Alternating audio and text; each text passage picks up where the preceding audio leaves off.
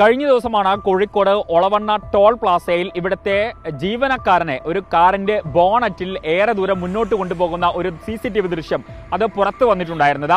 ആ സംഭവം നടക്കുന്നത് എൻ്റെ പുറകിൽ കാണുന്ന ഈ ടോളിലാണ്. ഈ ടോളിൽ അവിടെ നിന്നും ഈ വാഹനത്തിന് മുകളിലായിട്ട് കയറ്റി നേരെ കൊണ്ടുവന്ന് ഇവിടെ നിർത്തുകയാണ്.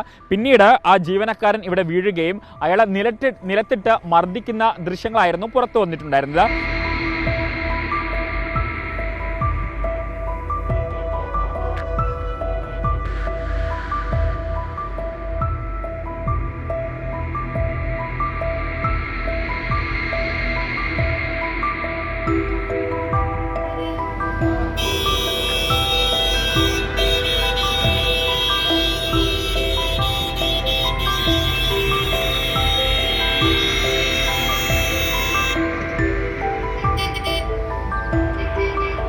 അപ്പം എന്താണ് ശരിക്കും സംഭവിച്ചിട്ടുണ്ടായിരുന്നത്?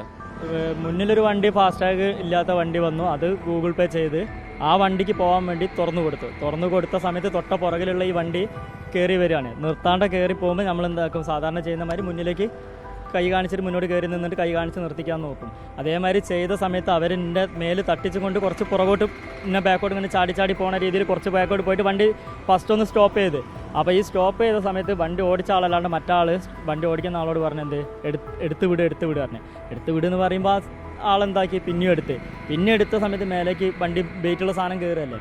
ആ സമയത്ത് ഞാൻ നേരെ എന്താക്കേണ്ടിയിരുന്നു, ബോണറ്റിൻ്റെ മുകളിലേക്ക് ചാടിയിട്ട് ബോണറ്റിന് പിടുത്തം കിട്ടി. വൈപ്പറിനും കുറച്ച് ദൂരം ആ വരുന്ന വൈപ്പറിന് പിടുത്തം കിട്ടിയപ്പോൾ ഞാൻ എന്താക്കി വണ്ടിക്ക് അടിച്ച് നിർത്തിക്കാൻ വേണ്ടിയിട്ട് അവർ നിർത്തുന്നില്ല. പിന്നെ എന്നെ കൊണ്ട് മുന്നോട്ട് തന്നെ പോരുകയാണ്.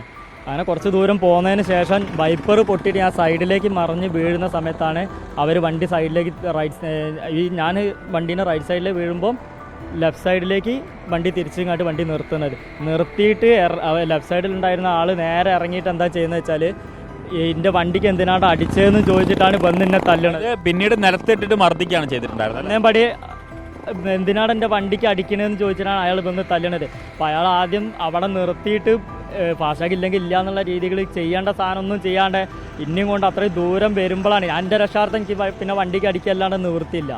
ആ സമയത്ത് ഇയാൾ ചെയ്യേണ്ടത് ആദ്യം നിർത്തണം. അത് ചെയ്യൊന്നും ചെയ്യാണ്ട് ഇതിൻ്റെ വണ്ടിക്ക് അടിച്ചെന്നുള്ള പേര് പറഞ്ഞാണ് അയാൾ അടിച്ചത്. പിന്നെ എന്തിൻ്റെ പേരിൽ എന്നെ അത്രയും ദൂരം അയാൾ മൂവ് വെച്ച് കൊണ്ടുപോയത്. ആ വണ്ടി ഓടിച്ച വ്യക്തി മനഃപൂർവ്വം കൊല്ലണം എന്നുള്ള രീതിയിൽ തന്നെയല്ല അവർ ചെയ്യുന്നത്. അത് ഇപ്പം കൈക്ക് എന്താണ് പറ്റിയിട്ടുള്ളത്? ഇവിടെ കൈയിൻ്റെ റിസ്റ്റിൻ്റെ അവിടെ ചെറിയൊരു സ്ക്രാച്ച് ഉണ്ട്. അപ്പം ഇന്നലെ കാണിക്കാൻ പോയപ്പോൾ മെഡിക്കൽ കോളേജിൽ നിന്ന് അവർ പറഞ്ഞത് എന്താ വെച്ചാൽ ബാൻഡേജ് ഇട്ടിട്ട് കാര്യമില്ല, റിസ്റ്റിന് അതിനെക്കൊണ്ട് ജോയിൻ്റ് ആണല്ലോ ഇളകുന്ന സ്ഥലം അതിനുണ്ട്. അപ്പം ബാൻഡേജ് തന്നെ ഉണ്ട്. ഒരു 2 ആഴ്ച ബാൻഡേജ് ഇട്ടിട്ട് കാണിക്കാൻ ചെല്ലാനും പറഞ്ഞിട്ടുണ്ട്. 2 ആഴ്ച. അപ്പം ഇത് അന്വേഷിച്ച് പോലീസിൽ പരാതി കൊടുത്തു അല്ലേ? പന്തിരങ്കാവ് സ്റ്റേഷനിൽ പോയിട്ട് പരാതി കൊടുത്തിട്ടുണ്ട്. എന്താണ് നിങ്ങൾ നിയമ നടപടിയുമായി മുന്നോട്ട് പോവുക? നിയമ നടപടിയായിട്ട് മുന്നോട്ട് പോകാൻ വേണ്ട നിയമ നടപടി എന്താ വെച്ചാൽ ചെയ്യാന്നുള്ളത് തന്നെയാണ് പോലീസ് സ്റ്റേഷനിൽ. ഇവരുമായിട്ട് സംസാരിച്ചിട്ടുണ്ടായിരുന്നോ? അതായത് നമ്മൾ മനസ്സിലാക്കുന്നത് ഇവർക്ക് ഈ ഫാസ്ടാഗ് ഉണ്ടായിരുന്നില്ല എന്നുള്ള കാര്യമാണ് അല്ലേ? അവർക്ക് ഫാസ്ടാഗ് ഇല്ല എന്നുള്ള കാര്യം ഈ പ്രശ്നമൊക്കെ കഴിഞ്ഞ് ഈ വണ്ടി നമ്പർ വെച്ചിട്ട് നമ്മൾ രാജ്മാർഗ് യാത്ര ആപ്പിൽ ചെക്ക് ചെയ്യലുണ്ട്. അതിൽ ചെക്ക് ചെയ്തപ്പോഴാണ് ഇവർക്ക് ഫാസ്ടാഗ് ഓൾറെഡി ബ്ലോക്കായി കിടക്കുന്ന ഫാസ്ടാഗ് എന്നുള്ളത് പിന്നീടാണ് ഞങ്ങൾ അറിയുന്നത്. അല്ലാണ്ട് ഞങ്ങൾ അറിയാനുള്ള ഓപ്ഷൻ വന്നിട്ടില്ല. കാരണം ആ വണ്ടി കടന്നു വരുമ്പോൾ ഒന്ന് സ്കാനറിൽ റീഡാക്കണം. ഒരു വണ്ടി പോയിട്ട് ഭൂമി താന്ന് കഴിഞ്ഞാലാണ് ഓട്ടോമാറ്റിക് റീഡാവുക. അതിനുള്ള സമയം അവർ ചെയ്തിട്ടില്ല. അപ്പോൾ അത് ഉണ്ടോ ഇല്ലെന്നുള്ള ഫസ്റ്റിൽ നമുക്കറിയില്ല. പിന്നെ ഈ വണ്ടി പാസ് ചെയ്ത് കഴിഞ്ഞതിന് ശേഷം വണ്ടി നമ്പർ ഞങ്ങൾ കയ്യിൽ കിട്ടില്ല. അതിന് ശേഷമാണ് അതിനുണ്ടോ ഇല്ല എന്നുള്ളത് ചെക്ക് ചെയ്തത്. അപ്പോൾ നോക്കുമ്പോൾ ഇല്ല, വണ്ടിക്ക് ഇല്ല. ഹോട്ട് ലിസ്റ്റ് എന്നുള്ള ഓപ്ഷനിലാണ് ഉണ്ടായിരുന്നത്.